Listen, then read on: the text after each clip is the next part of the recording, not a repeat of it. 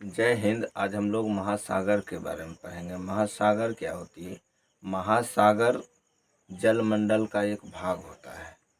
महासागर कई बुक बताता है 4 होता है, लेकिन कुछ बुक बताता है 5 महासागर होते हैं। हमने 5 महासागरों का नाम लिख दिया है कि नहीं?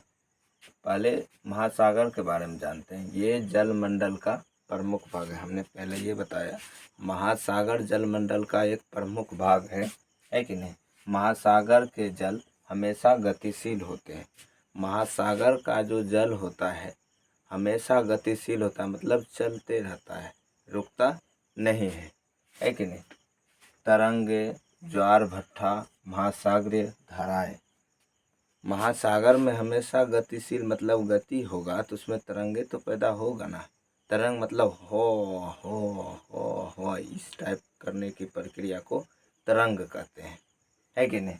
ज्वार भट्टा जब पानी जब चलता है तो उसमें कुछ कुछ जमा होकर कुछ भट्टा टाइप से खड़ा हो जाता है, जिसे हम ज्वार भट्टा कहते हैं, है कि नहीं? वो धाराएं के कारण होती है। वो जो पानी का जो गति हमेशा तेज होती है ना महासागरों के, जिसके कारण वो ज्वार भट्टा की जन्म होती है। क्योंकि 5 महासागर प्रमुख है, पहले ये बताए। कुछ कुछ बुक बताता है महासागर 4 होता है, लेकिन हमने 5 को का नाम लिख दिया है। पहला है प्रशांत महासागर, ये सबसे बड़ा महासागर है। अटलांटिक महासागर, हिंद महासागर, दक्षिणी महासागर, आर्कटिक महासागर। हिंद महासागर एक ऐसा अकेला महासागर है जो कि किसी देश के नाम पे इसका नाम रखा गया है। किसके देश पे इसका नाम रखा गया है? ये महासागर जो है अपना देश इंडिया, हिंदुस्तान के बगल में है, इसलिए इस महासागर का नाम हिंदुस्तान मतलब हिंद महासागर रखा गया है कि नहीं? इसके बाद दक्षिण महासागर, आर्कटिक महासागर, कुल मिलाकर प्रमुख 5 महासागर होते हैं। ये जलमंडल का एक प्रमुख भाग है कि नहीं?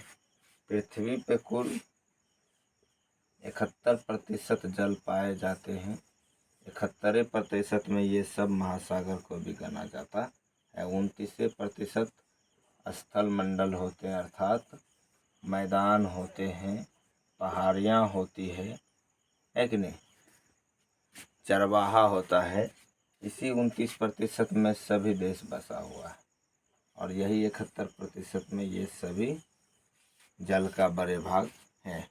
और पानी के कारण हमारी पृथ्वी जो है नीला दिखता है, इसलिए पृथ्वी का एक दूसरा नाम नीला ग्रह भी है कि नहीं?